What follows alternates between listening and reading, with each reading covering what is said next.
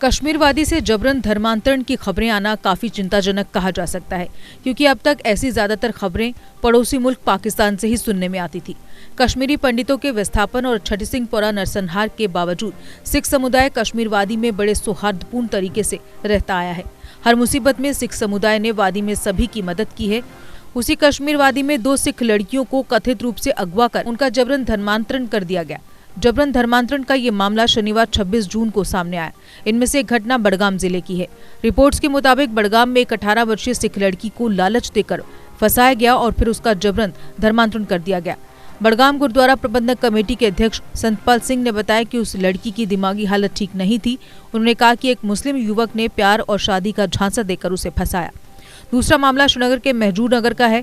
बताया जा रहा है कि एक सिख लड़की अपनी एक मुस्लिम सहेली की शादी अटेंड करने गई थी। शादी समारोह में एक मुस्लिम लड़के से उसकी जबरन शादी करा दी गई।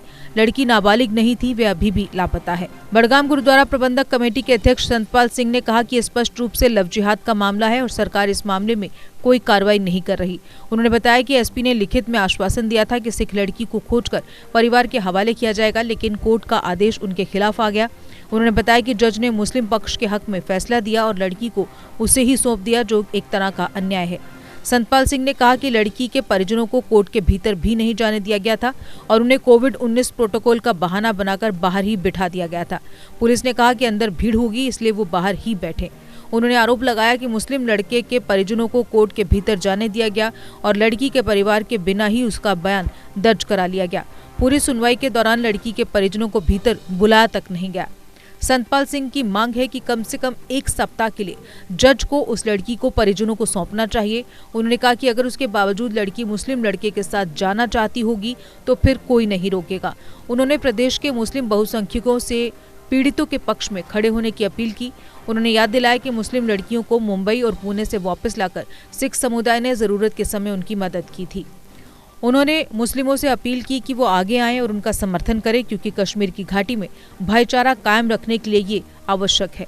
उन्होंने बताया कि जिस मुस्लिम लड़के से शादी करा दी गई है उसकी पहले ही 2-3 शादियां हो चुकी हैं।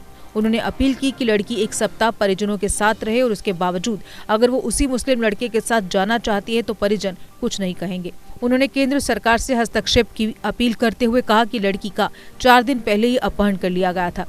उस लड़की को पुलिस ने चंदूशा से रेस्क्यू किया था। उस लड़की को 2 दिन रिमांड पर रखने के बाद कोर्ट में पेश किया गया। इस मामले को जानने वाले लोगों ने कहा कि जज ने सुनवाई के दौरान पूछा तक नहीं कि लड़की के परिजन कहां हैं। सिखों ने जम्मू कश्मीर में भी उत्तर प्रदेश की तर्ज पर लव जिहाद के खिलाफ कानून बनाने की मांग की। जांच की मांग करते हुए सिखों ने कहा कि माता पिता के हस्ताक्षर के बिना लड़की को कैसे और किसी को सौंपा जा सकता है। लड़कियों के परिवार के मुताबिक फिलहाल पुलिस द्वारा इन मामलों पर कोई बयान नहीं दिया गया है। सिख संगत ने श्रीनगर जुडिशियल कॉम्प्लेक्स में प्रदर्शन भी किया। एसजीपीसी ने कहा कि कम से कम लड़की के परिजनों को तो इस कार्रवाई के पहले विश्वास में लेना चाहिए था। लेफ्टिनेंट गवर्नर मनोज सिन्हा ने कथित तौर पर सिखों के एक प्रतिनिधिमंडल को आश्वासन दिया कि श्रीनगर में सिख समुदाय की 2 लड़कियों जिनका कथित रूप से अपहरण कर लिया गया था, उनका जबरन धर्म परिवर्तन किया गया और उनकी शादी करा दी गई। उन्हें उनके परिवारों को वापस कर दिया जाएगा। ये डेलीगेशन दिल्ली से श्रीनगर में एलजी से मिलने आया था। दिल्ली सिख गुरुद्वारा प्रबंधक कमेटी यानी डीएसजीएमसी के अध्यक्ष मनजिंदर सिंह सिरसा ने कहा, एलजी ने आश्वासन दिया है कि लड़कियां वापस आ जाएंगी। प्रतिनिधिमंडल ने श्रीनगर में सिख लड़कियों के जबरन निकाह का मामला उठाया। उपराज्यपाल ने घाटी में सिख लड़कियों की सुरक्षा और जबरन धर्मांतरण की इस हानिकारक प्रवृत्ति से संबंधित हमारी चिंताओं को दूर किया। डीएसजीएमसी ने कहा, प्रतिनिधिमंडल ने मांग की कि ऐसे किसी भी अंतर धार्मिक विवाह के लिए माता पिता की अनुमति अनिवार्य की जानी चाहिए।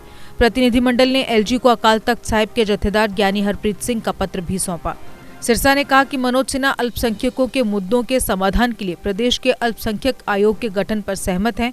वहीं सोमवार को जम्मू में भी सिख समुदाय ने कश्मीर में हुए जबरन धर्मांतरण के खिलाफ प्रदर्शन किया। वहीं जम्मू कश्मीर सिख यूनाइटेड फ्रंट और अन्य सिख संगठनों ने एक ज्वाइंट प्रेस कॉन्फ्रेंस में इस सारे मामले की जांच करवाकर पीड़ित परिवारों को इंसाफ दिलाने की मांग की है। आज श्रीनगर में ये सड़क के ऊपर जो प्रोटेस्ट हो रहा है, जो हमारी बच्चियां कल में 2 बच्चियां, एक मनमीत एक धनमीत, 2 बच्चियों का जबरन गन पॉइंट के ऊपर अगवा किया गया। उनका निकाह पढ़ा गया और 50 साल के आदमी के साथ पढ़ा गया। उसके बाद कोर्ट के अंदर बच्चियों के माँ बाप तक को जाने नहीं दिया गया।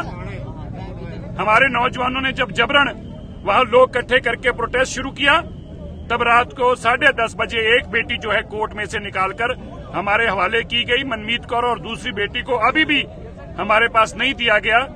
ये जबरन निकाह किया गया है, जबरन धर्म परिवर्तन किया गया है।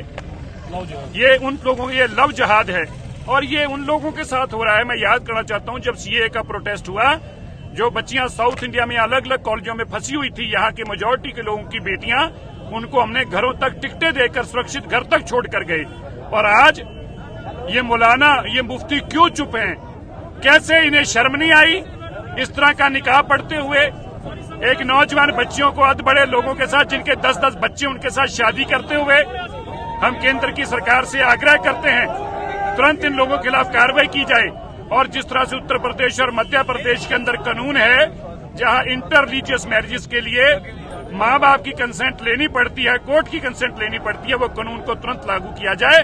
और हमारी 4 बच्चियां पिछले 1 महीने में अगवा करके गन पॉइंट पे उनका निकाह किया गया है, धर्म परिवर्तन किया गया है, उनको हमें वापस दिया जाए। बोले